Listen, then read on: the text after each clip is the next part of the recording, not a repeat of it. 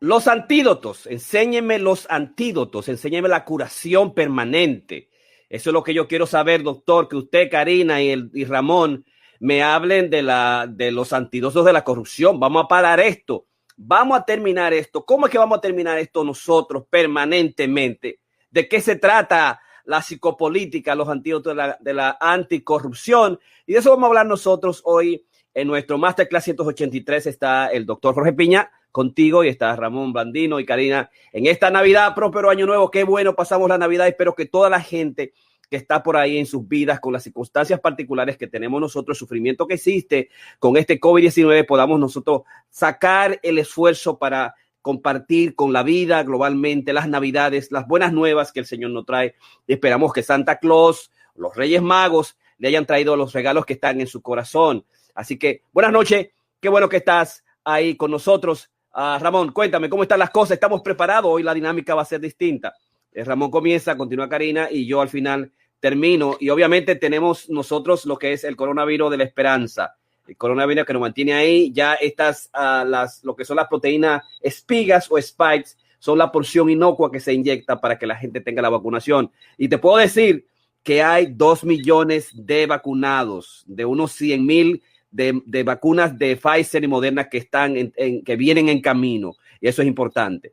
Así que a cuidarnos todos, y como siempre, a mí me está regalando muchas, digamos, de estas mascarillas. Como siempre, yo estoy estrenando una nueva.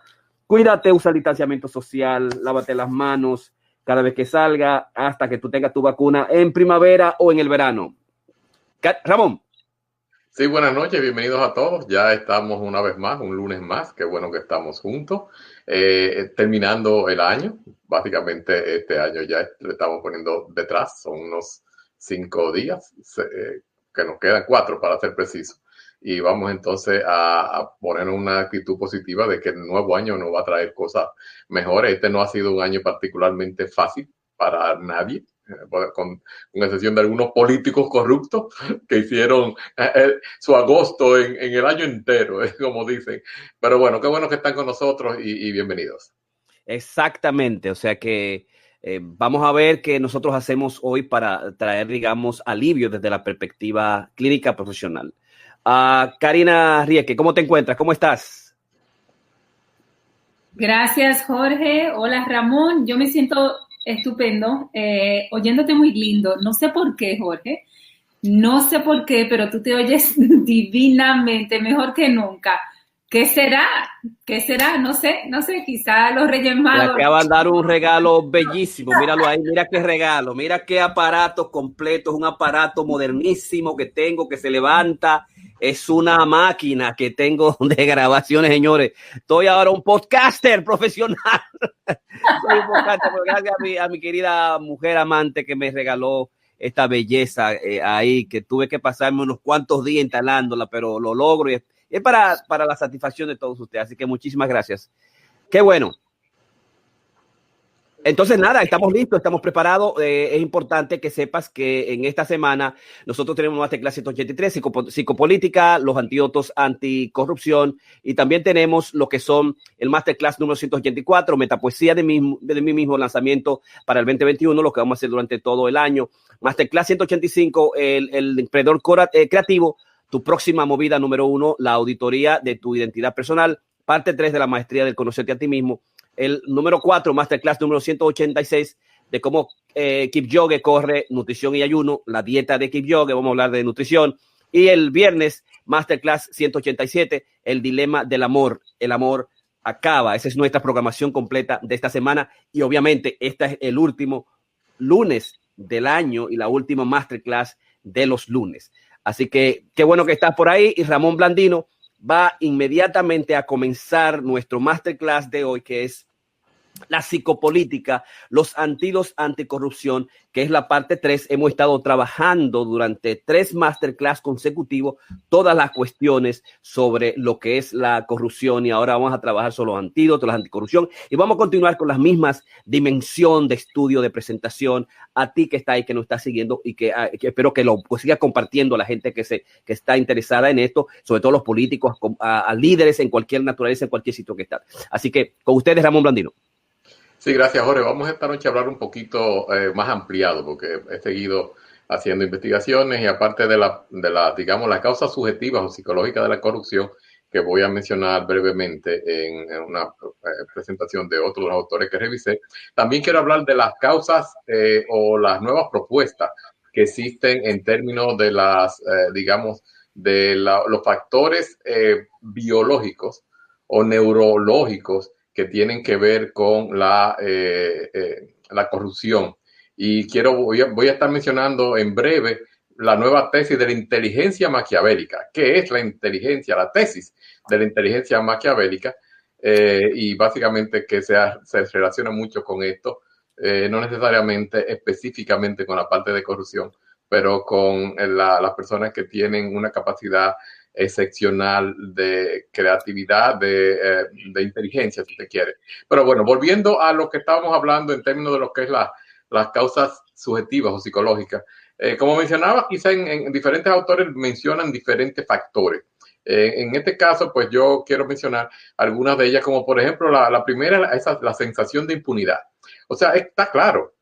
En primer lugar, la corrupción siempre es un comportamiento de riesgo. Y ese riesgo básicamente no siempre tiene el resultado esperado. O sea, alguna vez lo cogen y otras veces no. Entonces hay personas que tienen esa capacidad de arriesgarse. Yo particularmente no soy una persona que le gusta tomar riesgos. Sin embargo, hay otras que tienen esa capacidad, toman riesgo y se lanzan.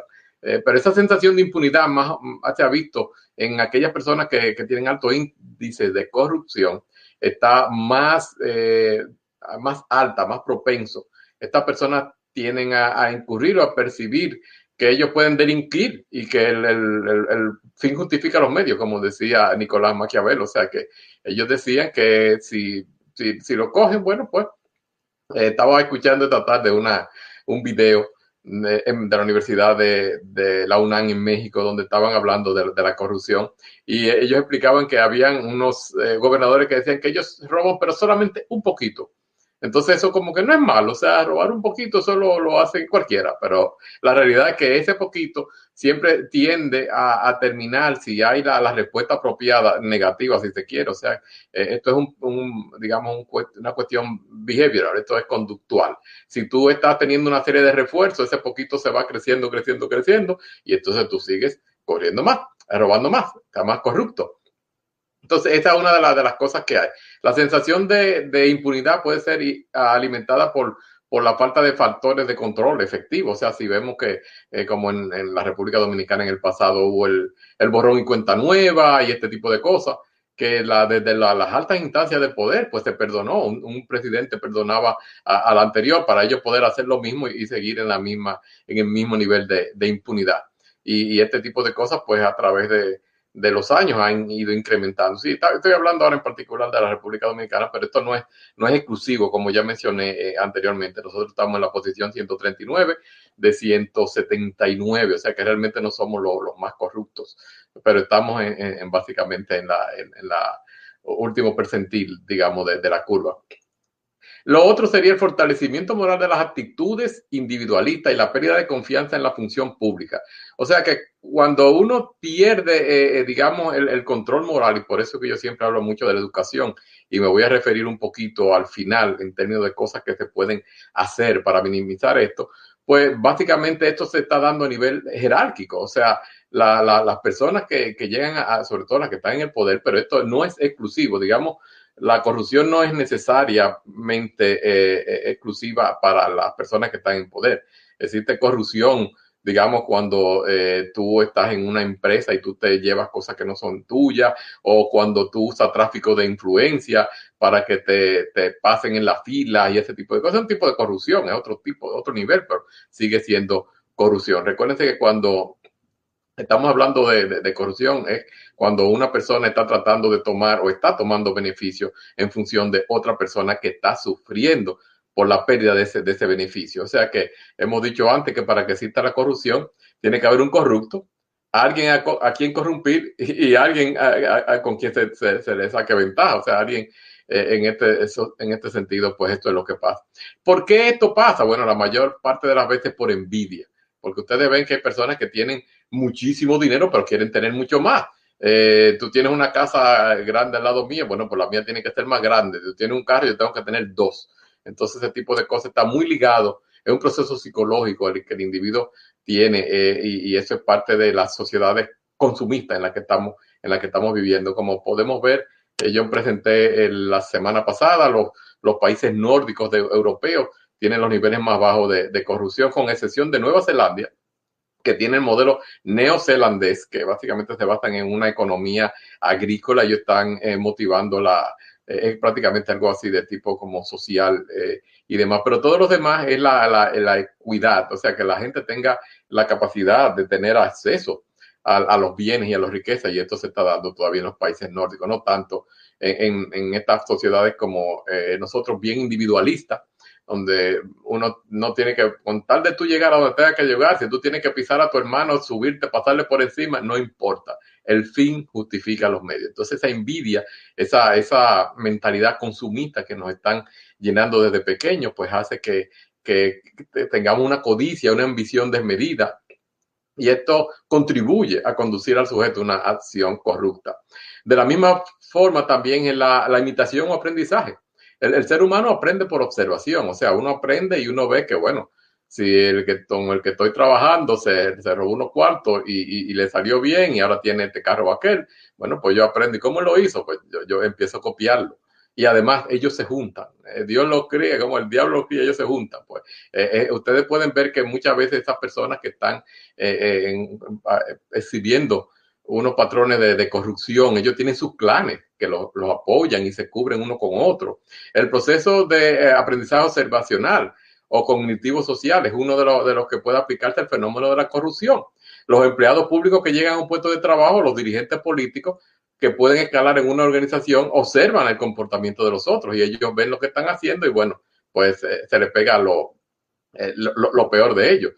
Muchas veces la misma envidia hace que personas que pueden servir incluso para hacer un cierto freno, porque es lo que llamamos aquí los whistleblowers, los que pitan la alarma, o bueno, nosotros podemos decir allá los chivatos, pero son personas, muchas de estas con muy buenas calidades éticas y morales, que no están dispuestos a dejarse estar abusados, y ellos pues entonces denuncian lo que está pasando. Hay otros que lo denuncian simplemente por envidia también, porque ellos no pudieron comer del pastel. O sea que muchas veces, muchos corruptos muy inteligentes, ellos boronean, ellos no solo se lo llevan todo, ellos tienen ese grupo y se van cubriendo, dejando que el otro también coja, aunque sea menos, la borona, como dicen, para que no los denuncien.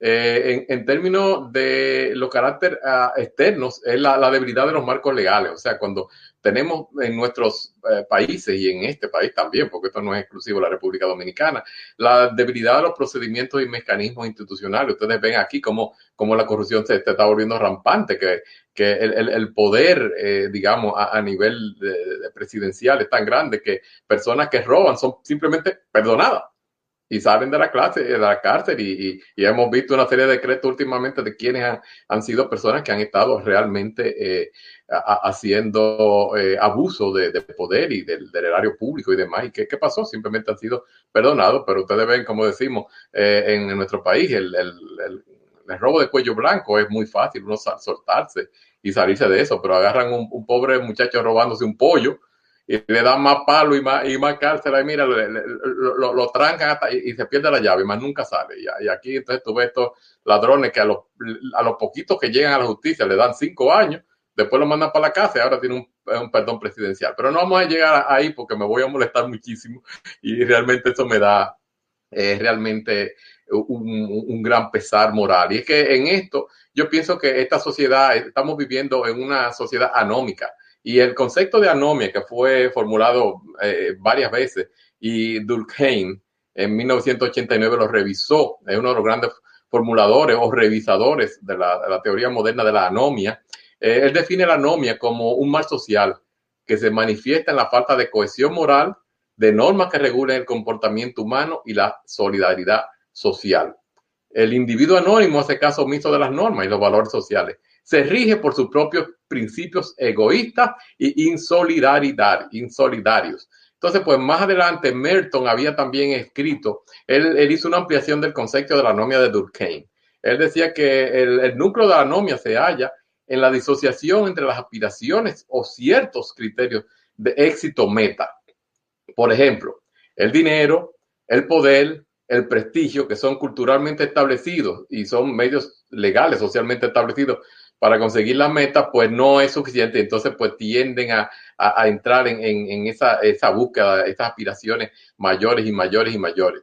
Esa anomia se manifiesta en términos de Merton en las diferentes maneras de la gente romper con las estructuras sociales, donde sobre todo en aquellos sitios que no existe un conjunto organizado de valores éticos y normativos. Esto se constituye realmente en un problema bastante serio. Entonces, ¿qué otras cosas podemos mencionar?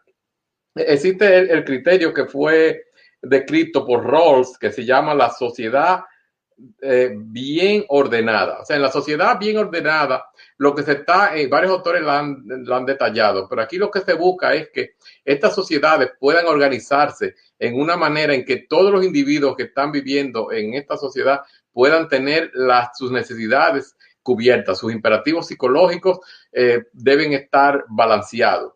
Eso sería una sociedad bien ordenada. El problema que yo estoy viendo es que la sociedad bien ordenada, como yo lo veo en este momento, es casi utópica, realmente, en términos de países en proceso de desarrollo, o no tan en proceso de desarrollo como la República Dominicana, sino tan organizado como los Estados Unidos, que están en una posición bastante alta, o sea, 39, si mal no recuerdo, en términos de la corrupción.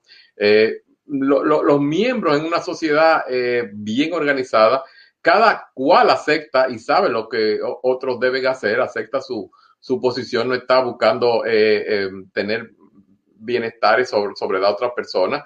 Los ciudadanos son valorados, son libres, racionales y responsables, también tienen capacidad para ser considerados competentes. En la sociedad bien organizada, es un sistema justo de cooperación interindividual. Aquí no hay como ese arribismo que hay en estas sociedades que estamos viviendo ahora. Se asume que las personas, en cuanto y que todos los ciudadanos tienen una capacidad que le permiten cooperar como miembros activos y racionales de la sociedad.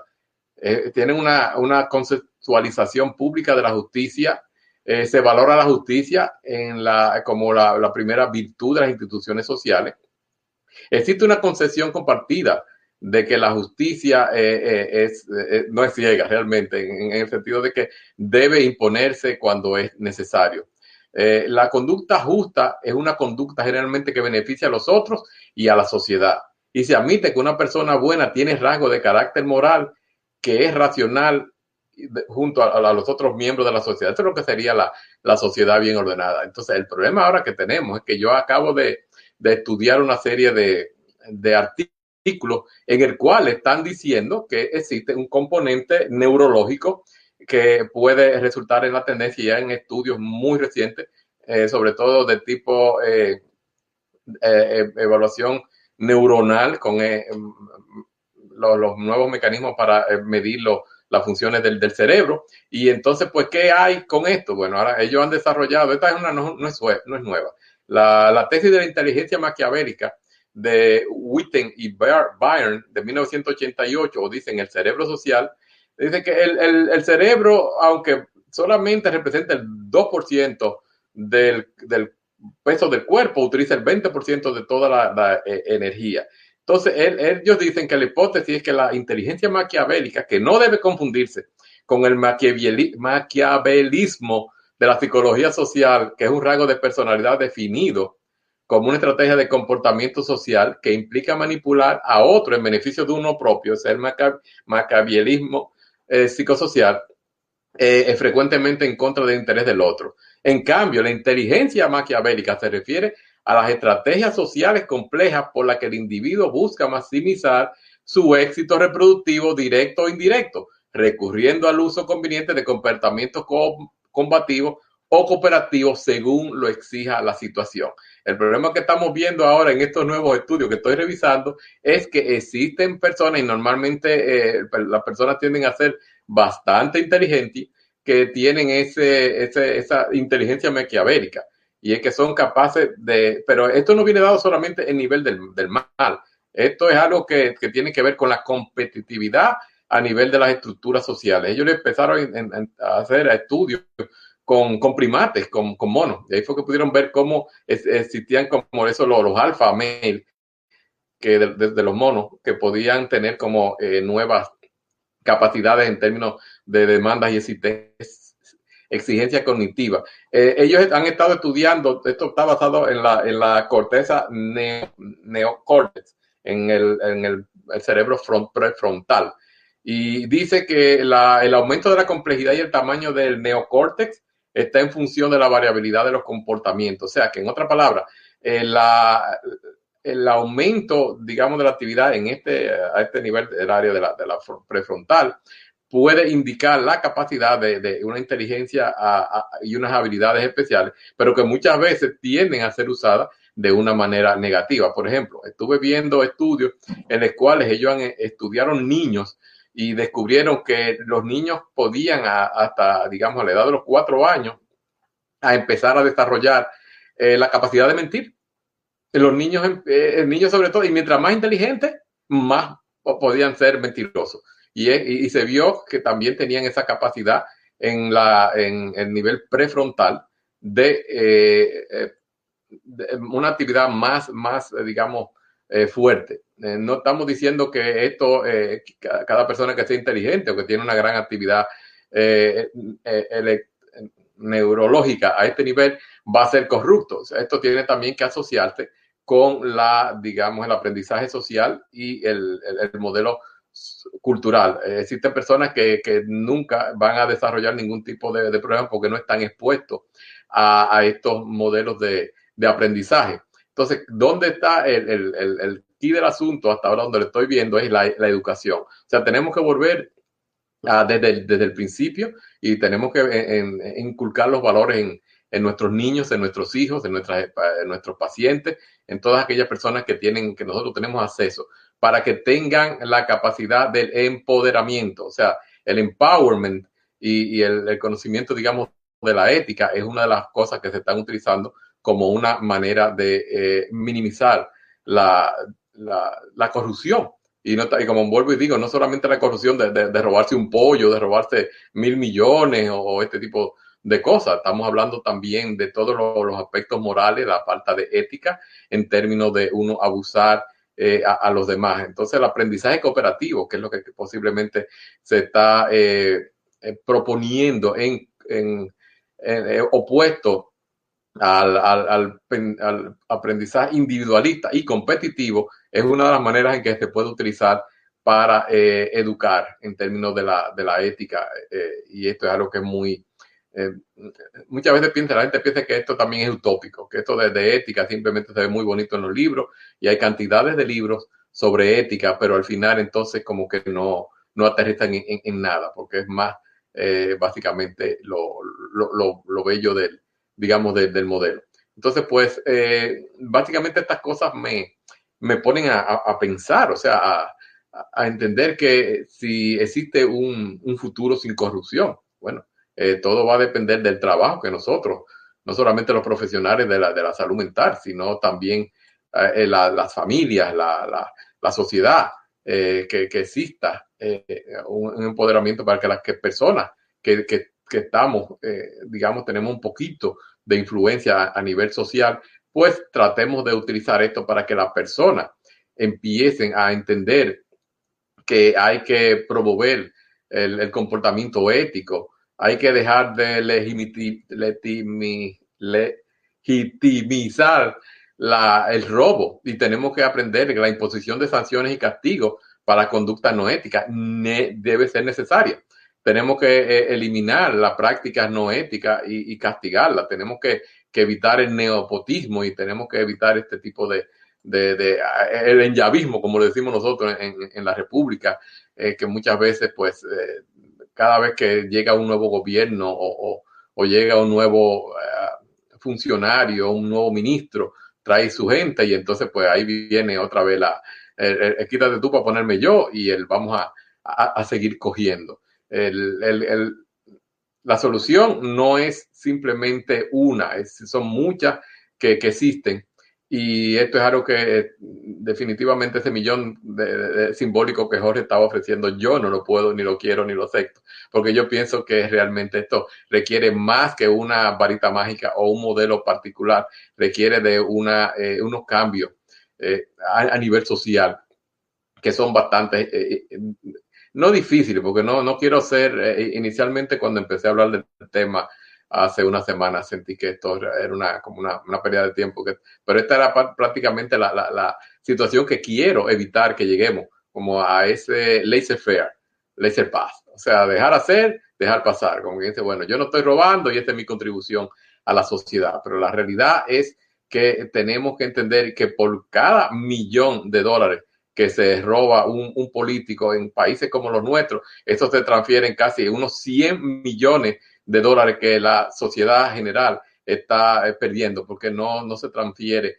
Ese dinero muchas veces termina en bancos extranjeros, no se está reinvirtiendo, no se está compartiendo y es un problema bastante serio que estamos viviendo. O sea que desde el punto de vista del el robo institucionalizado es algo que yo pienso que debemos tratar de una manera u otra, seguir trabajando y seguir proponiendo el empoderamiento de las personas que no tienen acceso, el promover que existan digamos, no solamente las nuevas leyes para tratar de minimizar esto. El problema es que muchas veces en una de las presentaciones que estaba revisando, que decía, el problema es que muchas veces los propios jueces son nombrados por políticos que son corruptos. Y entonces ellos al final sienten que tienen una necesidad de responder a estas cosas. Quizás ellos no sean, digamos, directamente corruptos, pero están envolviéndose y eso es parte del problema. Entonces se sigue promoviendo.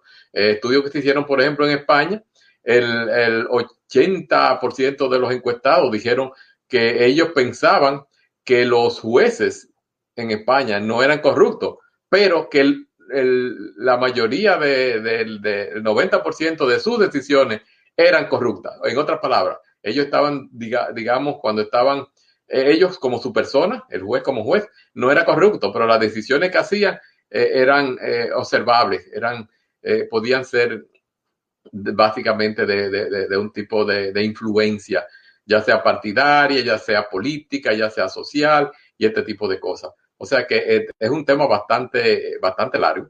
Hay muchísimas otras áreas, como le digo, ahora voy a seguir evaluando la parte, porque me interesó mucho, la parte neurológica y todo esto, lo que es la inteligencia maquiavélica, porque pienso que existen esos factores que no están siendo todavía, o por lo menos particularmente yo, que siempre pensé que había un componente que pudiera ser, digamos, genético, más bien del tipo antisocial, de personalidad antisocial. Ahora no es realmente de tipo de personalidad, estamos hablando de tipo bioquímico a nivel de la corteza prefrontal del cerebro. Perfecto, estamos en el Masterclass número 183, Psicopolítica, los antídotos anticorrupción, parte 3. Y lo que estamos tratando es de construir la creación de un plan psicológico de rehabilitación moral nacional para los Estados Unidos, Europa, Latinoamérica y en República Dominicana a partir de investigaciones de los expertos, el doctor Jorge Piña, Karina Enrique y Ramón Bandino. Y tenemos ya más 3 masterclasses trabajando eso. Y ficcionalmente hemos establecido que el que haga la mejor propuesta, el mejor plan, va a ser el azar entre corrupción con un presupuesto de trabajo de $1,000,000. Entonces ya yo sé que Ramón no aceptó el reto. Vamos a ver qué dice Karina. Vamos a darle paso a su presentación. Karina Díaz tiene su presentación. Gracias, Jorge. Vamos entonces a presentarle un estudio que se ha estado organizando, porque y lo más importante es nosotros realmente conocer qué es lo que pasa en la mente de una persona que roba, de una persona que es un ladrón y entonces se convierte en un corrupto y comete delitos. Y obviamente estos corruptos políticos dominicanos de alguna forma son unos skills, son ladrones con mucha destreza. Una psicóloga forense de la Universidad de Portsmouth del Reino Unido ha estado utilizando unos juegos cibernéticos para intentar meterse en lo que es la mente de los corruptos y de los ladrones. Un estudio sumamente interesante y se lo voy a presentar en la noche de hoy. En el pasado, la gente pensaba que los ladrones eran impulsivos, indiscriminados y oportunistas. Realmente no se pensaba que fuesen muy listos porque normalmente no tienen mucha educación. Obviamente, nosotros en lo que hemos podido notar, esto realmente no es el caso. A veces tenemos personas muy, muy educadas y que pueden cometer grandes fechorías. Y pensar de que muchas veces los ladrones y los corruptos no tienen mucha educación, fue un gran error.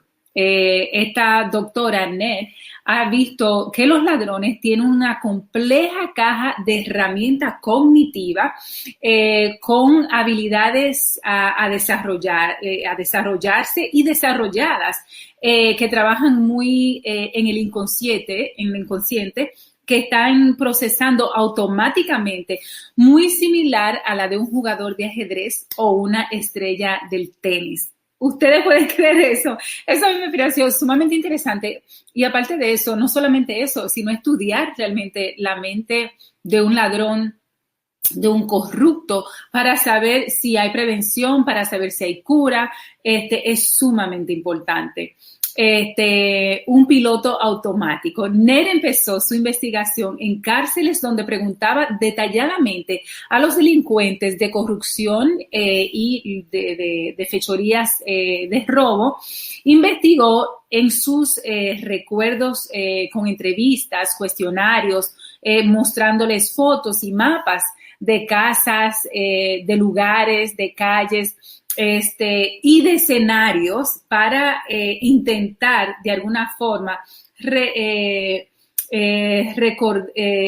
cómo ellos podrían recordar sus estrategias de robo. Cuando las personas están en la cárcel son muy, por lo general, son muy dadas, ¿no? A querer mantener y dar información, en la gran mayoría de las veces. Esto notó la investigadora. Entonces, podríamos nosotros pensar que los delincuentes condenados son desconfiados, según ella, o tienen una actitud hostil hacia alguien que intenta descubrir su secreto, ¿verdad? Eso es lo que cualquiera pensaría. Pero, en realidad, les gusta hablar de ello. Por eso, muchos de los corruptos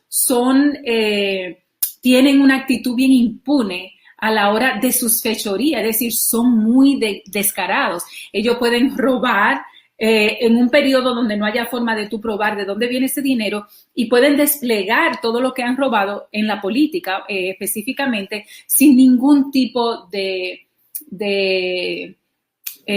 miedo, ¿no? Porque realmente ellos quieren mostrar lo que roba. La mayor parte del tiempo están muy aburridos, esto dice el estudio, así que están, en la cárcel. Así que cuando viene alguien a tratar de investigar, a tratar de conocer un poquito de su mente, ellos están dispuestos y se interesan mucho en colaborar.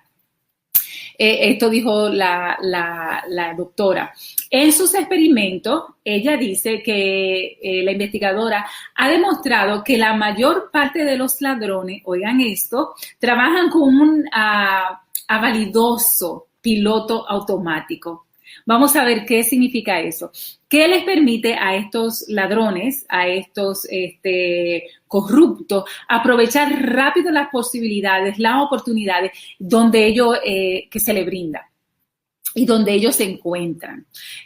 Todo empieza mucho antes del día en que cometen el delito. Es decir, es algo que de alguna forma, que no es tan espontáneo como se creía. Cuando el ladrón empieza a necesitar dinero, comienza a fijarse en objetos potenciales durante sus actividades diarias. Por ejemplo, es muy fácil un corrupto decir, bueno, el carrito que yo tengo, yo voy a esas reuniones, pero hay carros que son mejores que el mío. O hay personas que van en diferentes carros. Entonces ya ellos comienzan a no solamente en la necesidad que tienen, pero también en lo que ellos quieren obtener que el otro tiene. Es decir, hay mucha envidia, hay mucha fijación en el otro. Entonces muchas veces no es cuando viene la necesidad de que no tienen dinero solamente, pero también las ganas de obtener lo que el otro tiene. Por ejemplo, ella pone un ejemplo de un perro. Muchos ladrones funcionan en un piloto automático, voy a explicar lo del perro más adelante, automático, que les permite aprovechar al máximo todas sus oportunidades. Pero son sorprendentemente flexibles y pueden cambiar rápidamente sus ideas al mismo tiempo. Es decir, son hábiles porque tienen la capacidad de saber qué ficha mover, como el gran jugador de ajedrez, para saber dónde van a tener mucho más ventajas y donde van a tener mucho más acceso a las cosas. Porque alguien ha dejado la puerta abierta, una ventana abierta, o ha dejado un contrato disponible, y los propietarios o los dueños, o hay facilidad de conseguir cualquier cosa en términos de un contrato grande, donde la mayoría de los corruptos políticos es que se hacen el dinero. Una vez teniendo acceso a esto, en muchos de los casos, el piloto automático que ella creó con la delincuencia no pierde la cabeza. Dice que es muy, muy astuto y tal como en el experimento, ella vio que eran ágiles en el robo. Es decir, que eran los experimentos que ella estaba haciendo cibernéticos eran muy similares a los juegos. No juego medio pesado, pero muy similares a lo que en la vida real se refiere. Nan también piensa que muchos de estas hazañas, de estos ladrones corruptos, trabajan muy en el subconsciente. También ella utiliza una simulación de la realidad virtual para pedir a los ladrones convictos que demuestren cómo procederían delante de un robo o de una posibilidad de algún tipo de corrupción política. A pesar de lo artificial que fuese la relación, en este experimento los ladrones tienden a tomárselo en serio y muestran comportamientos que tendrían en lugares específicos donde ellos van a manipular, a hacer sus fechorías, a mordiar, a utilizar las cosas que están ahí a su merced, ¿no? Sabemos que los políticos tienen mucho de eso. Y muchos nos preguntaríamos qué tan complicado puede ser este juego, ¿no? Esto que ella piensa crear.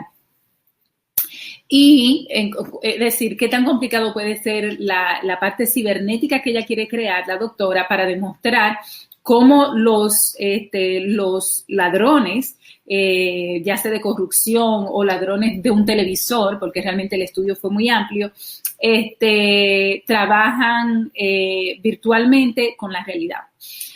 Aunque sabía que debía fijarse en los objetos pequeños, decían muchos ladrones, fácilmente transportables, de mucho, mucho valor, de alguna forma los ojos de ellos seguían yéndose a algo más. Era como ellos describían que la mente de ellos iba deprisa, donde muchas veces tienen mucho y no encuentran nada. Entonces dicen que a veces quieren objetos difíciles de obtener, cosas que reten un poquito. Es decir, muchas veces nosotros nos preguntamos, ¿pero por qué tienen que robar tanto? Y yo siento que ahí la parte de esta investigación es realmente fascinante, porque tienen una mente donde realmente son bien hábiles, y donde hay mucho contraste, de lo que ellos pueden, de las diferentes cosas que ellos pueden obtener. Hubo algunas de estas simulaciones que se desarrolló con el Martin White en la Universidad de Sussex, en el mismo Reino Unido. Los ladrones experimentados sugirieron en su mayoría la misma ruta de lugares donde ellos irían a robar, irían a comer, a hacer sus fechorías. Y ellos describieron que van por parte. Y que la gran mayoría de estos ladrones utilizan la misma metodología. Es decir, ellos pusieron que si un ladrón entra aquí a la casa, ellos todos inmediatamente irían a las habitaciones. Recorren la habitación, toman lo que puedan de allá, entonces bajarían. No es como que ellos se ven aquí, que es lo que uno pensaría, porque si hay una compulsión de robo, bueno, tú vienes aquí, me voy a robar el poro que cuesta muchísimo, me voy a robar, ese micrófono que tenemos acá, me voy a robar la computadora. No. Ellos van y miran todo lo que hay y de ahí deciden qué de estas cosas se van a llevar y cuáles cosas van a ir buscando. Muchas veces, y en la gran mayoría, ellos se van por las tarjetas de crédito, es decir, no es tan premeditado de que, yo me voy a llevar lo que más está a la vista. Y esto se relaciona mucho a los ladrones corruptos, donde nosotros vemos que muchos de los políticos, es toda una maniobra que ellos crean alrededor de sus robos y que son robos continuos, sistemáticos, bien elaborados en muchas ocasiones. Bien elaborado con respecto a que roban mucho, es decir, que tienen la capacidad descaradamente de robar grandes cantidades. Encontraron que fácilmente los bolsillos, por ejemplo, de las tarjetas de crédito donde van a estar, ellos saben específicamente, ellos tienen la capacidad de que si suben arriba, saben dónde van a estar la tarjeta de crédito, saben dónde puede haber dinero cash, como si hay alguna ropa de algún diseñador, dependiendo de la casa, donde hay joyas, donde pueden estar las cosas de valor dentro de un lugar. Y que muchas veces le ponen más atención a eso que a las cosas grandes, electrónicas, que muchos de aquí diríamos, wow, si a mí se me entrarían, se me van a robar mi poro, se me van a robar la computadora, y realmente no es así. Ellos son muy astutos y saben realmente dónde ir, dónde robar. Y no pierden mucho tiempo en la elaboración.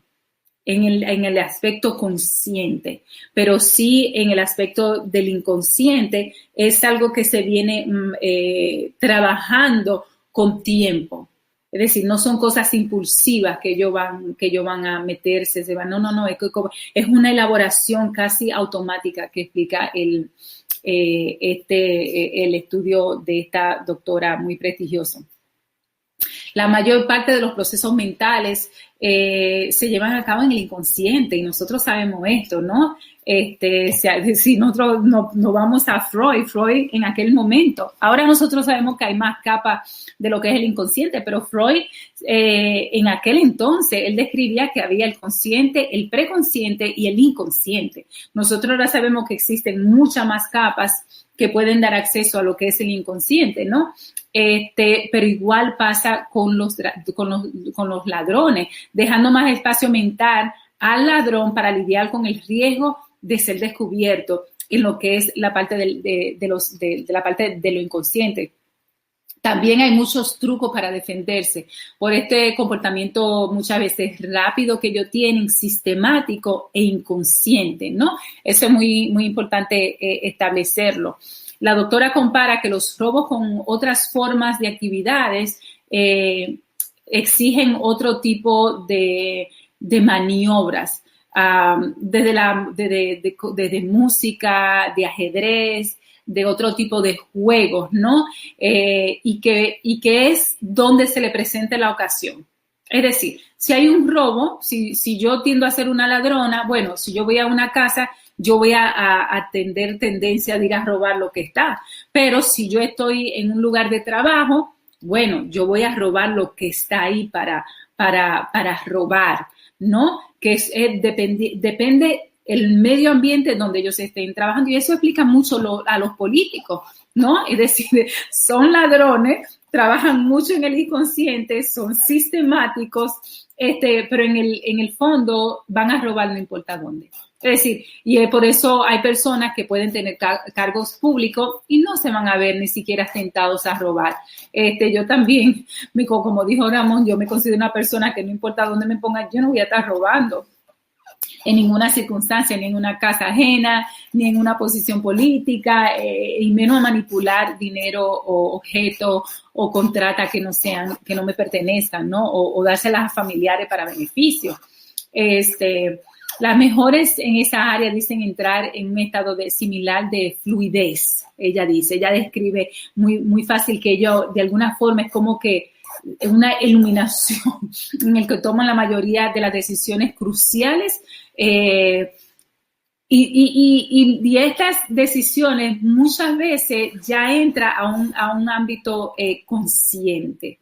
Es decir, muchas de las implicaciones, según el informe, trabaja en el es inconsciente. Se hacen o se piensan en las consecuencias, porque si pensaran en las consecuencias, quizás no lo harían, al menos que entiendan que viven en un país corrupto, en un sistema que realmente no funciona y que no va a haber justicia, ¿no? Pero que por lo general hay aspectos que se trabajan en la parte consciente y otros en la parte inconsciente. Y dice que hay unos tipos de expertos que piensan que los robos dependen de complejos, esquemas psicológicos de cada persona, y esos complejos yo lo mencioné antes. Si hay uno de los políticos que llega en un carrazo que a ti te parece atractivo y tú sueñas con eso y no hay forma, entonces tú comienzas a crear maniobras para realmente en algún momento poder llegar con ese carro impresionante que quizá el amigo, el compañero pueda tener. Muchas personas piensan que esta idea es un poquito abstracta con lo que se relaciona a los ladrones, pero ella espera que sirva realmente para indicar formas prácticas para luchar contra la delincuencia, la corrupción, a todos los diferentes niveles, incluyendo al político. Teniendo en cuenta las conclusiones de su estudio, no les sorprende que las armas ya no sirvan mucho para decir, desanimar a los ladrones, porque ella dice que las grandes fechorías muchas veces se cometen sin utilizar ningún tipo de arma, y eso nosotros lo sabemos en el ámbito dominicano. Al oír a una alarma, la mayoría, o los ojos de un vecino que te pueda ver con cosas de ser regular y de la noche a la mañana tener riqueza donde no hay forma de que se puedan probar su procedencia. Es decir, hay mucho descaro en el proceso. Ella dice que muchos de los ladrones han incorporado de alguna forma esquemas mentales para seguir robando sin poner atención a lo que es esa mirada del vecino que sabe que no hay forma que tú te hayas podido de alguna forma desconstruir tu casa y construirla de la noche a la mañana. Ella dice que hay muchos trucos que pueden ser utilizados para encontrar algo inesperado dentro de la mente de un ladrón, o el guión habitual de un robo, ¿no? Cómo se piensa, y nosotros hablamos de corrupto, pero realmente son ladrones, ¿no? Ella dice que hay, de alguna forma, la curación en este proceso es poder sacar al ladrón de ese proceso mental automático subconsciente y poderlo a ellos llevar a otro nivel de la mente donde ellos puedan trabajar. Para que ellos puedan abandonar de alguna forma una mente de delito. Y eso a mí me parece muy interesante, primero como terapista, porque yo trabajo en lo que es la rehabilitación de lo que es la personalidad, los problemas de personalidad. Es decir, se tiene que creer en la cura, se tiene que creer en la posibilidad del cambio. Y por eso yo creo que nosotros debemos primero de tener herramientas que puedan determinar la propensidad de un individuo de acuerdo a su personalidad para cometer fechoría. Y si ese nivel tuyo está bien alto, se tiene que tomar en cuenta. Se tiene que tomar en cuenta que tú de alguna forma tienes una mente que trabaja un poquito diferente. Y eso es chulísimo, ¿no? Y ella dice que puede realmente trabajar con la mente, con el inconsciente del ser humano, con los complejos del ser humano, puede de alguna forma distraer esa mente perturbada que tienen los ladrones y los corruptos. Y a mí me encanta de que de alguna forma ella lo canaliza como una enfermedad, es decir, es una enfermedad mental, eso es lo que se está estableciendo, que tiene connotaciones o resoluciones criminales, ¿no? Porque robar medicina a un hospital de niños me parece criminal y tiene de alguna forma que tener consecuencias graves, pero viene de una mente enferma, porque solo una mente enferma puede hacer. Y esto me parece realmente revolucionario.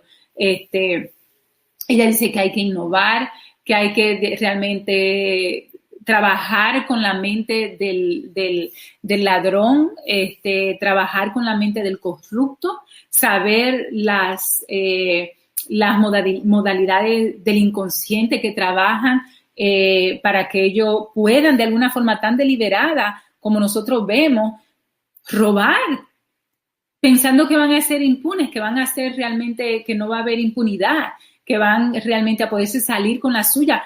Cuando hablamos de tanto dinero, eso a mí me parece vergonzoso. Ella dice que una de las mejores estrategias es ser como siempre, es hacer como cuando tú robas, que hay alguien que dejar como, cuando tú te vas, nosotros aquí cuando salimos, por ejemplo, siempre dejamos una lámpara, dejamos un radio, a veces dejamos el televisor, es decir, tú tienes que hacerle de alguna forma, hacerle creer al ladrón que tú estás pendiente, que tú estás ahí. Ella dice que es lo mismo a cualquier otro nivel que se roba. Es decir, una persona que trabaja en el gobierno tiene que saber que hay ojos que lo están velando, tiene que saber que es público, ¿no? Que puede salir, es decir, la vergüenza en una sociedad pesa mucho y que este tipo de vergüenza se tiene que utilizar de una forma consciente, clara y sistemática como es la mente de estos ladrones. Entonces, es mi presentación. A mí me parece un estudio sumamente interesante a nivel de lo que es la psicología, la mente humana, cómo funciona y cómo realmente el inconsciente, que nosotros trabajamos tanto los tres, con lo que es el inconsciente, realmente se le puede buscar una explicación. Es decir, no es tanto un aspecto, según los estudios, o este estudio y otros que también he leído, no es solamente un problema de un ladrón que va a robar porque se le mete una oportunidad. No, es que hay una cabeza que piensa diferente, que está siendo utilizada y cuando se le presente la oportunidad van a robar. Y eso me parece fascinante. Así es que nada, yo espero que hayan disfrutado de esta presentación mía sobre cómo la mente y el inconsciente realmente tienen mucho que ver en lo que son los robos a todo nivel, especialmente en los corruptos políticos nuestros. Excelente, me encantó mucho la presentación tuya y también la presentación de Ramón, porque de alguna manera nos está llevando a la dimensión inconsciente, a la dimensión neurológica. Por ejemplo, la tesis de lo que es la inteligencia maquiavélica es fascinante de establecer y volver a traerla a nosotros. El hecho de que exista, por ejemplo, la oxitocina, que se ha descubierto que es la hormona de la moralidad, que la gente que tiene alto contenido de oxitocina tienden a ser antisociales y tienden a delinquir, tienen que ser serial killer. Y se han descubierto es cuando hay una gente que tiene oxitocina en grandes cantidades o le falta la oxitocina, tienen grandes problemas en términos de moralidad. O sea que hay muchas cosas. También hay algunos hay algunos serios que se han encontrado algunos defectos genéticos conectados a sus dimensiones hormonales. Entonces que tienden, como dice Karina, de alguna manera impulsivamente a bloquear la sociedad, los niveles de prohibición, las cohibiciones internas y externas, y les es más fácil dado a robar y entonces también a exponerlo. O sea, ¿cómo tú lo piensas? Me parece un aspecto interesante lo que planteó también Karina, el hecho de cómo de repente que tú estás en un país caribeño que es tan pequeño y tú compras un carro, el carro más caro de la bolita del mundo. Tú te compras un Bentley, óyeme, que cuesta $1,000,000, 1.25 de dólares. O sea, ¿para dónde? Porque alguien lo trajo, algo pasó y tú quieres traer una cosa digamos, el narcisismo colectivo, una cosa excepcional. Y el hecho de esas explicaciones neurológicas, inconscientes, compulsivas, de la psicopolítica, es que nos hacen entender la gravedad, ¿no? La compulsión. Y el otro aspecto también, tú lo sacas y le das 3, 4, 5 años, los tigres vuelven y de nuevo y aparecen con la cabeza y lo ubican en algunos sitios y de repente ese sujeto que tú lo mandaste para la China, para Japón o lo mandaste para New Orleans, de repente crea la misma dimensión y los mismos tentáculos. Entonces, la parte mía que yo voy a tratarle hoy es en términos de, por ejemplo, cómo es que el hecho de que los antídotos de anticorrupción que se han establecido en el largo del tiempo tiene que estar íntimamente asociado con aprender de la mitología. Y eso lo voy a utilizar de lo que es las investigaciones, un libro ya del 2020, que es On Corruption in America and What is at Stake, y que está en juego, que está en riesgo.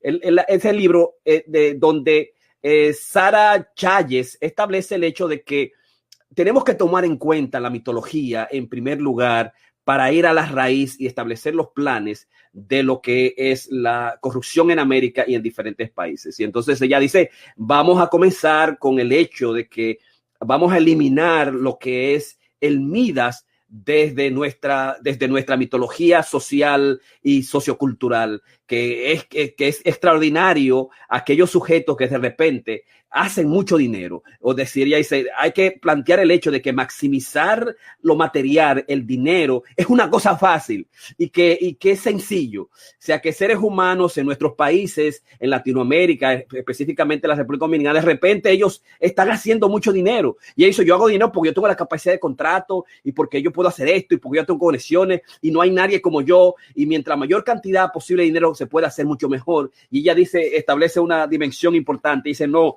eso es mentira. Es imposible to become a millionaire without bending the rules. Dice, no es posible que tú te conviertas en millonario sin tú doblar las reglas, sin delinquir, sin hacer corrupción. No hay posibilidad. Entonces, el primer elemento es de la mitología. Ella dice, hay que establecer que la maximización del dinero no es tan fácil.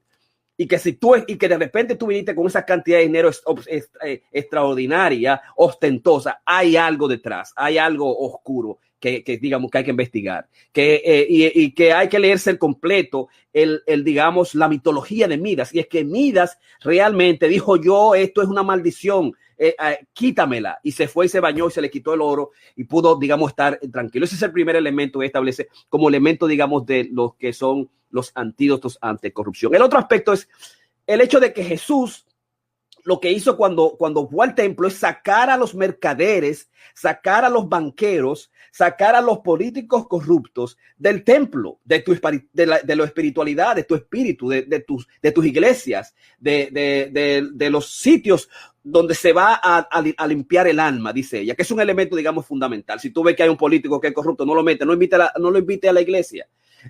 Si tú crees que hay instituciones non for profit que también tienen fondos que tú no sabes dónde soy, pues no lo invite no te asocies con él. Es decir, Jesús fue claro con eso. El mercader, lo económico, hay que quitarlo en nuestra espiritualidad como elemento fundamental preventivo a lo que es la dimensión de la dimensión de la anticorrupción. El tercer aspecto es, digamos, como Aristóteles, establecer siempre, alguna de las cosas que voy a establecer está íntimamente ligada al establecimiento de la buena vida, que es en este caso que el político, que es el que aspira a dar belleza y establecer los mejores elementos de la buena vida en el sujeto, tiene que ir desde la perspectiva de que la buena vida, la clase media para todos, que todos podamos tener los elementos fundamentales, los mínimos necesarios. Y ella establece, digamos, un cuarto elemento, que es el elemento de la mitología de la hidra de Lernas, hidras, que son estas serpientes monstruosas que tienen 8 o 9 cabezas, que hay una cabeza que es la cabeza inmortal, y a esa, digamos, se pudo lograr a ella. Esa cabeza inmortal tuvieron que sacarla. Y que cuando se enfrentó a la hidra, y ella responde que la hidra las redes de corrupción no es un corrupto, hay unas redes de corrupción y esa red de corrupción es como la hidra, tiene diferentes tentáculos, diferentes cabezas y la cabeza inmortal, esa cabeza oculta, no se conoce, a esa cabeza hay que llegar y cuando se llega a esa cabeza hay que decapitarla, hay que quitarle la cabeza y entonces también se mandó, creo que Heracles fue que se mandó a pelear con la hidra y le partió la cabeza y se multiplicó en 2 cabezas más. Y él tuvo que crear un equipo completo y los grandes, digamos, guerreros para destruirla y poder llegar a la cabeza inmortal y digamos, desterrarla por su actitud pestilente y enmarañada que son las hidras. Y nosotros sabemos lo que son las hidras, que completamente se toman todo el espacio en el caso de las plantas. Y en el caso de las hidras son redes extraordinarias. Entonces, eso está íntimamente ligado a tomar en cuenta esos elementos clave de lo que son las mitologías para utilizarla en todo momento y en cualquier circunstancia a partir de nuestro quehacer, que es un quehacer que no debe terminar. Entonces, se plantea en todo el proceso de sus investigaciones y en lo que ustedes han planteado y lo que nosotros hemos descubierto, unos puntos que son los aspectos fundamentales de lo que es el antídoto. El primero establece tiene que quitarle lo que el individuo, digamos, aprecia más del corrupto, fundamentalmente. Y ella lo hace estableciendo, digamos, haciendo una cita de que un nigeriano le contó a ella que, there is no magic formula to step up, to bring in déjame tenerla aquí, está acá. A Nigerian friends once told me that as Islamic precepts is not to punish or wrongdoer in a material he has in abundance. Un nigeriano amigo le contestó que un precepto islámico es no, digamos, a una persona que es corrupta en asuntos materiales, no penalizarlo con lo que él tiene en abundancia. Si un tipo te robó, no le ponga de que una gran 5 o 10 millones para salir. No, por ahí no es por el dinero.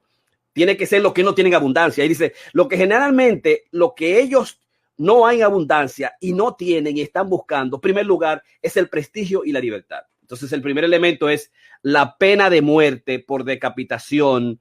Es en términos a la dimensión de la hidra, hay que cortarle a la serpiente, hay que ir a la cabeza inmortal, ¿no? Entonces, nosotros hablamos en el masterclass pasado, digamos, pena de muerte es un concepto peligroso, porque generalmente tú darle pena de muerte a los corruptos que tienen una red, lo que van a hacer es que van a discriminar a los demás, a los débiles, a los humildes, a los negros, van a discriminar a los contrarios y lo van a poner en pena de muerte, ¿no? Pero en algunos países ha funcionado. O sea, hay países, digamos, que por ejemplo en China, en Irán, ha funcionado, ha funcionado en Pakistán, en Manila, perdón, de las Filipinas, ha funcionado, incluso también cuando hay asuntos de traición o cuando hay específicamente corrupción. El más famoso de esos son el del Corea del Norte, que es el Kim Jong-un. Kim Jong-un, que en el 2013 mandó a matar a su tío, Jang Sung-taek, que era jefe del partido, ¿no? Y de la Comisión de Defensa, porque este individuo quería derrocarlo, quería quitarle poder, estaba conspirando contra él y además había, digamos, unidades de construcción, se le había dado a sus súbditos, a sus contactos. Unidades de construcción no sabemos qué era, si eran casas, si eran edificios o si eran unidades civiles que tenían presupuesto para sus contactos y el tipo inmediatamente le rompió la cabeza y que hay unos 10,000 más o menos personas que a cada año desaparecen en China y que la dimensión que hacen es a través de o la pena de muerte inmediata sin que nadie lo sepa al instante o te dan 2 años metido en la chirola con la suspensión de la pena de muerte, pero tiene que pasar tiene que pasarla adentro. Entonces, en los sitios donde no hay pena de muerte, obviamente nosotros estamos a favor de la pena de muerte, estamos a favor de la decapitación de la hiedra, que es el elemento fundamental de la hiedra inmortal, dice ella. Nosotros tenemos que establecerlo dentro de los valores fundamentales de lo que es, digamos, la democracia. El segundo aspecto es, digamos, establecer prisión, porque va a estar íntimamente ligada de nuevo a lo que es el prestigio, el reconocimiento y la libertad, que es lo que el corrupto más quiere. Pero hay un elemento, la prisión tiene que venir con un mínimo mandatorio.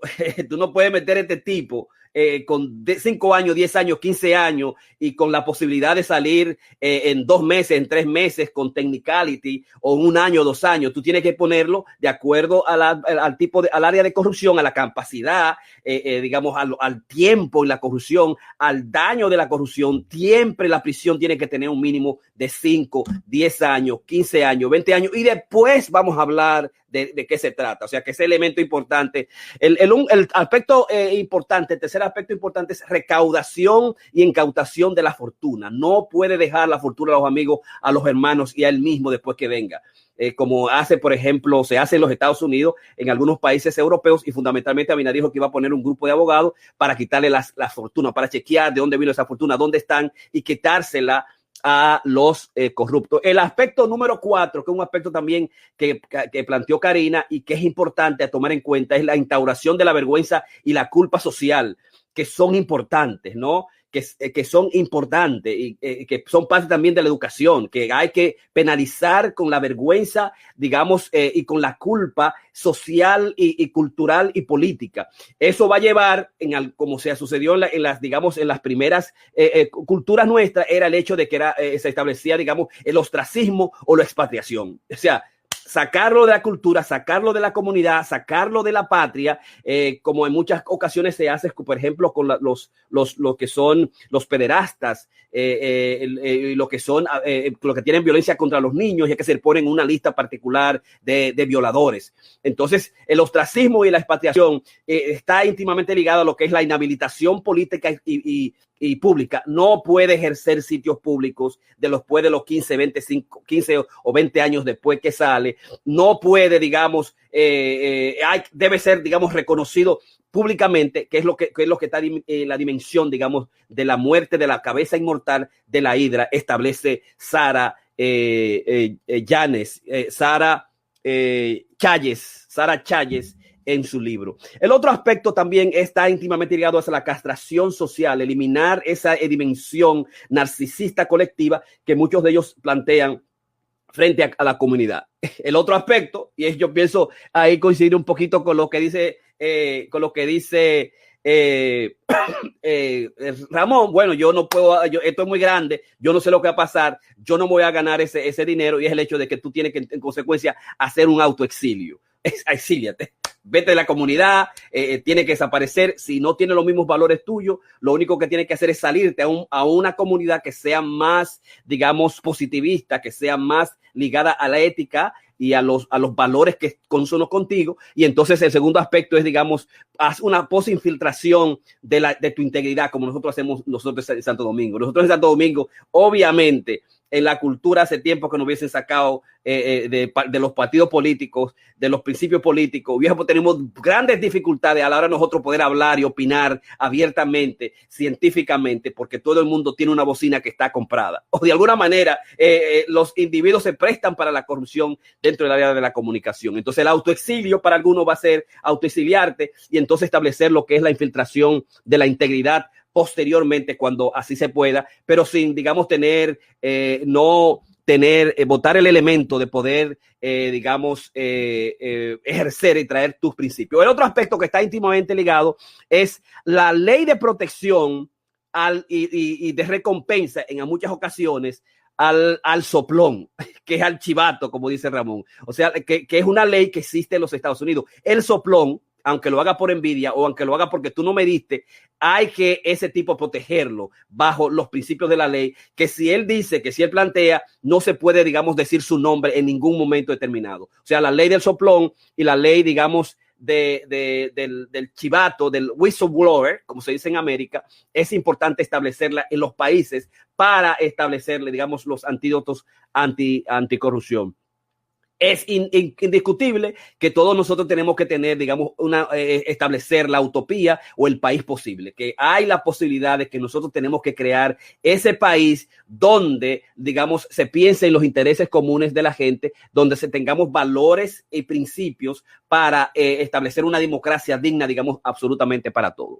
El otro aspecto es, digamos, el hecho de que establecer campañas amplias, virtuales, de autoeducación. Ella plantea, Chayes, que ahora que estamos en una época de post-COVID, porque ella el libro lo terminó ahora en el 2020, es el momento para establecer nuestros podcasts en Facebook, en Zoom, como lo estamos haciendo nosotros, para autoeducarnos nosotros y autoeducar a los demás. Y que Ecocrea, que quiere llegar a millones de personas, digamos que la gente lo multiplique y sigue estableciéndolo, que es la manera de nosotros tener, digamos, la utopía del país posible, ¿no? El elemento, digamos, de la autoeducación. Entonces, hay otro aspecto, digamos, que me pareció, digamos, fascinante, y es el hecho de que cambiar el PIB, el Producto Interno Bruto, por el FNB, que es la felicidad nacional bruta o la felicidad interna bruta, es decir, no pensar en un país en términos del dogma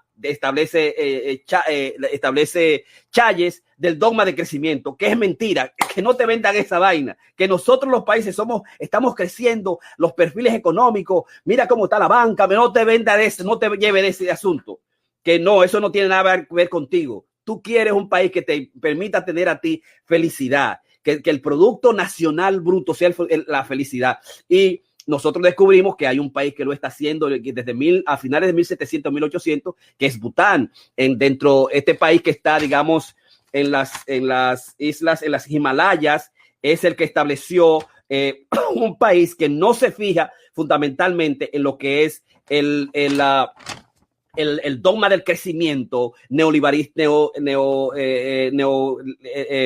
conservador, capitalista, sino fundamentalmente no en el Producto Interno Bruto, sino en la felicidad nacional bruta o la felicidad interna bruta, que es más importante, basada en los 4 pilares claves que son el desarrollo económico, la gobernabilidad, la conservación del medio ambiente y la promoción y preservación de la cultura, que es más importante, digamos, que la gente se sienta bien, se sienta feliz, preserve su cultura, su medio ambiente, y que ellos se sientan bien con lo que tienen, ¿no? Desarrollar, digamos, lo que es la felicidad interna bruta que se encuentra que en las Himalayas, en el paraíso de Himalaya, de una comunidad de unos 750 habitantes, medio de 1 millón de habitantes, son extremadamente felices y son las comunidades más felices del mundo. Y entonces, digamos, para tirar una bomba extraordinaria y contradecir, o no contradecir, sino decir, bueno, Ramón, ¿qué número fue que tú le diste a República Dominicana? Tú a República Dominicana diste unos 137 de 179. De acuerdo al índice de felicidad planetaria, Costa Rica, número 1, República Dominicana, número 2, Jamaica, número 3 y Colombia, número 4. O sea, la gente se muere más temprano, la gente tiene grandes dificultades, pero en estos 4 países el índice de felicidad planetaria es importante. La gente dominicana, colombiana, Costa Rica y Jamaica goza con cojones y expresan que viven en felicidad a pesar de estar en el número 137, ¿no? Lo importante es, en base a ese índice planetario de felicidad y en base a nuestro Caribe importante, que es festivo, a nuestra capacidad de gozar las cosas en los momentos más difíciles, de reírnos de la desventura, porque la felicidad lo que establece es la ausencia de sufrimiento, de establecer meditaciones, psicoterapias, un mundo festivo de bullanguería, como nosotros lo tenemos en República Dominicana. Si podemos lograr, además de eso, digamos, parar la corrupción, yo pienso que sería uno de los elementos fundamentales que nosotros tomar en cuenta.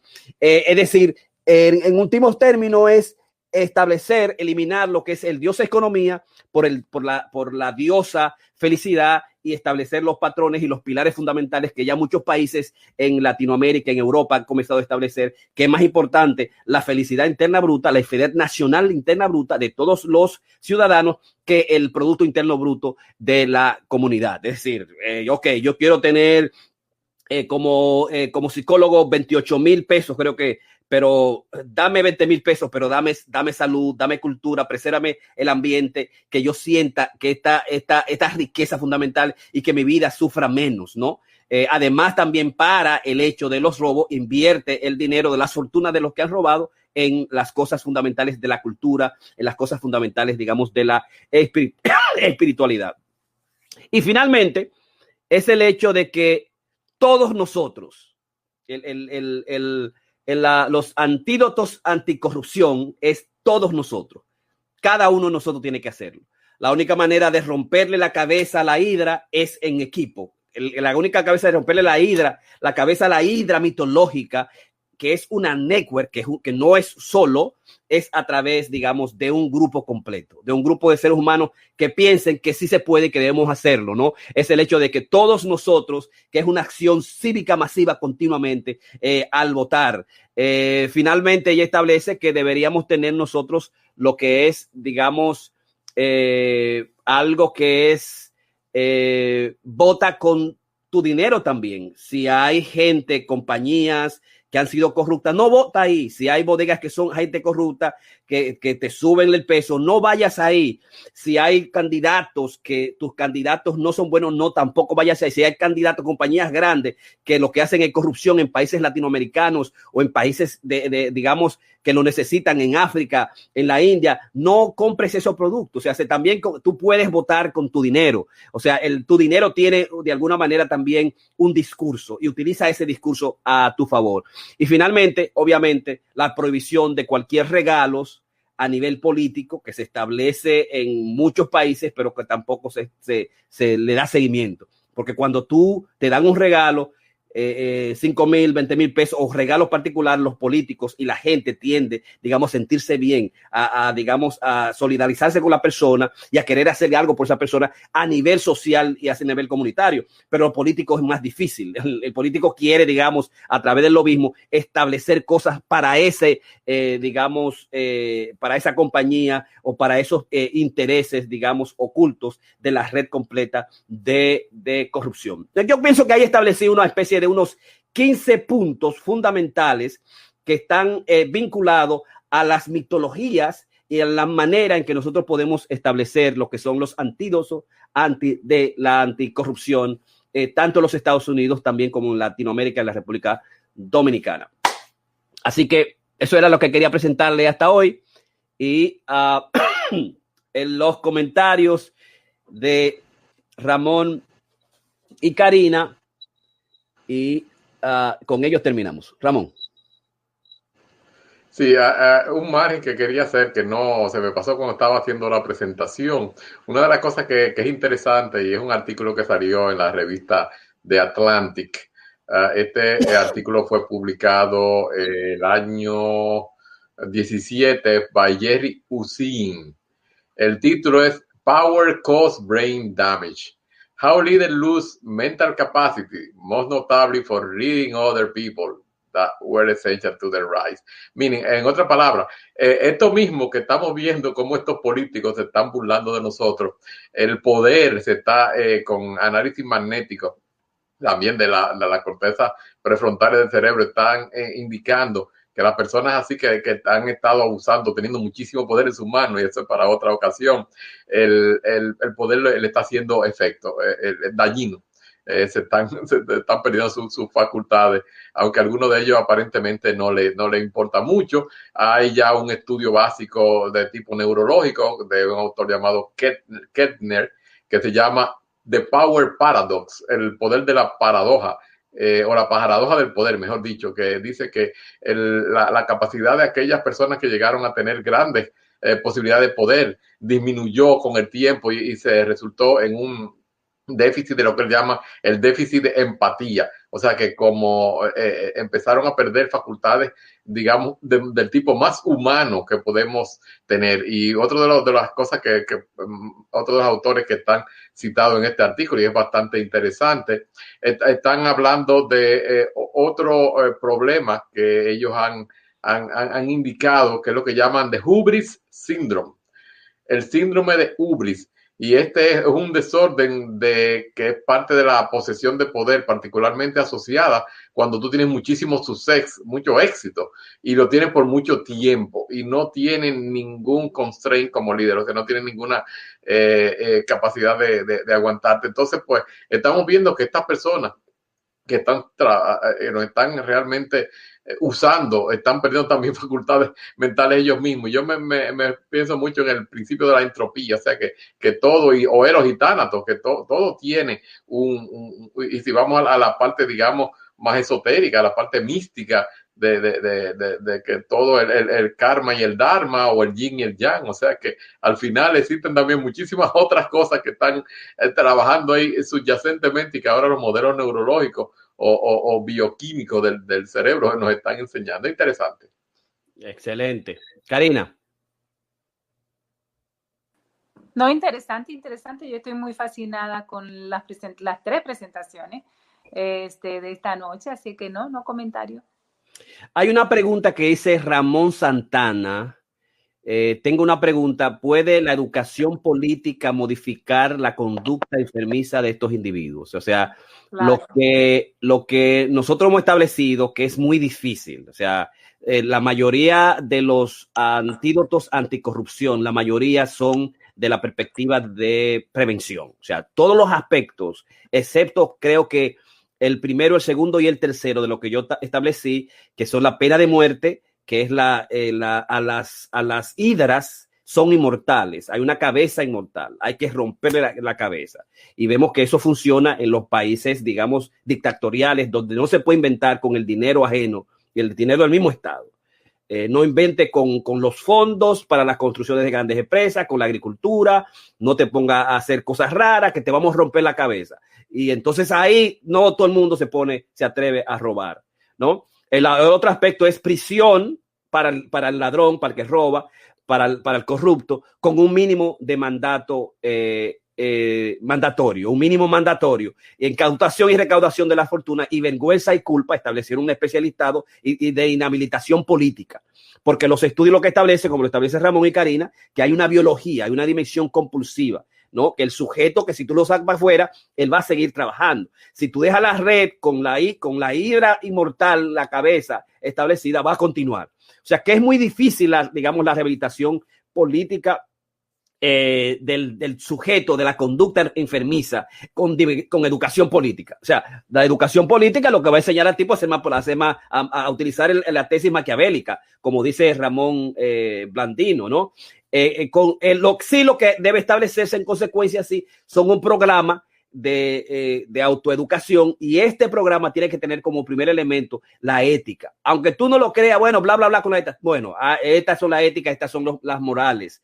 Y definitivamente hay que penalizarlo. O sea, hay que hacer ahora, si en Abinader, en República Dominicana, hace el ejemplo, realmente establece el grupo de abogados, se le quita el dinero a todo el mundo, se le mete preso con una pena mínima dentro, 10 años, y después vamos a hablar, o 15, 20 años, dependiendo del caso, y después vamos a hablar, no que pueda negociar el asunto del tiempo, 15, 20 años, y negociarlo, porque el dinero hace, digamos, que todo el mundo de alguna manera esté envuelto en la misma red de la hidra, ¿no?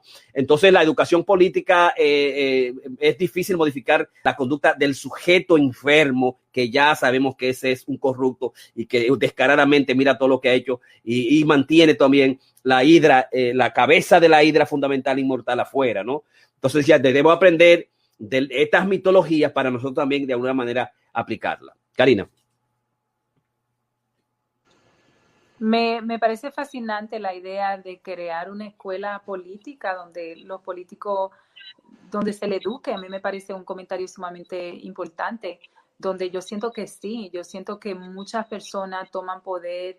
Y Sergio Valga era un cantante. Yo no creo que tenga más educación, creo que una educación elemental, pero no es, lo pongo a él de ejemplo, pero yo lo que digo, él es un cantante, ¿no? Entonces, muchos de los políticos se hacen populares, y es como una puerta que se le abre para el asunto político. Muchas veces funciona, ¿no? Maravillosamente, otras veces funciona desastrosamente. Y yo siento que eso pasa con diferentes individuos en nuestra comunidad, que no tienen vocación de servicio, que no tienen empatía, que no tienen educación, ni siquiera política, y ocupan cargos donde manejan mucho dinero, y realmente no hay una conciencia de los do's and don'ts, no hay una conciencia de lo que se debe o no se debe de hacer. A mí me parecería muy interesante de que usted va a hacer un cálculo, es como la salud mental. Tú no puedes dedicarte a la salud mental sin las herramientas realmente y los estudios que se necesitan, y por qué a los políticos no se les mide con una vara igual, con una vara de que tiene de alguna forma que haber un tipo de educación. Y a mí me parece interesante lo que él dijo. Quizás, y dentro de eso, oye, aquí tú no puedes hacer esto, aquí sí, aquí no, y los do's and don'ts que se pueden hacer dentro de una posición. Y hay gente que realmente no lo tiene claro.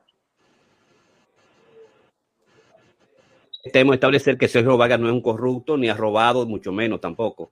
Es un cantante, es un político y que tiene la formación que haya tenido educativa y que además en muchos lugares no se necesita tener, lo único que se necesita tener integridad, honestidad, ser mayor de edad, ser ciudadano de ese país, que no se necesita ser abogado ni doctor tampoco, porque el hecho de que tú sea doctor, tenga educación o tenga licencia, eso significa que tú vas a ser mejor, que va a ser mejor gobierno que los demás.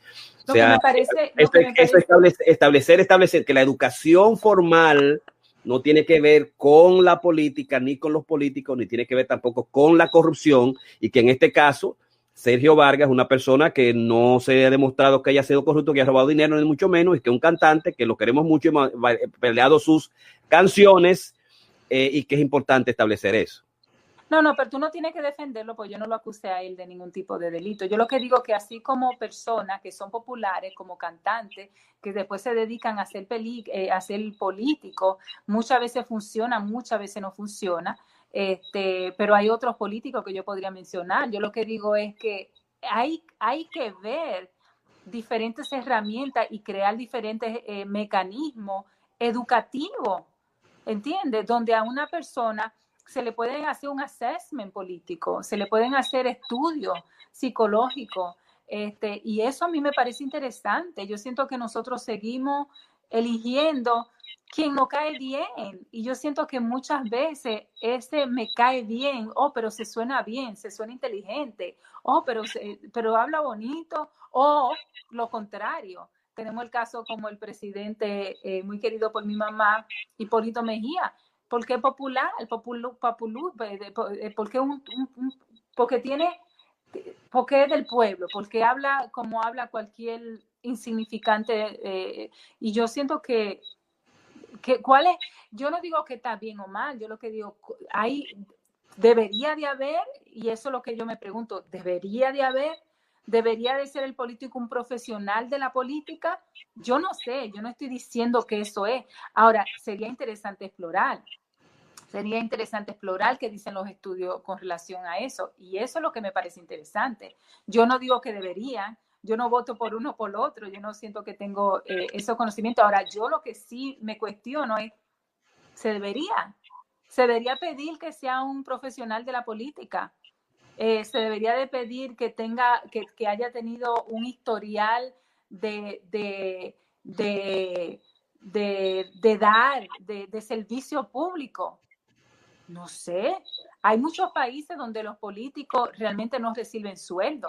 ¿Sería eso una opción?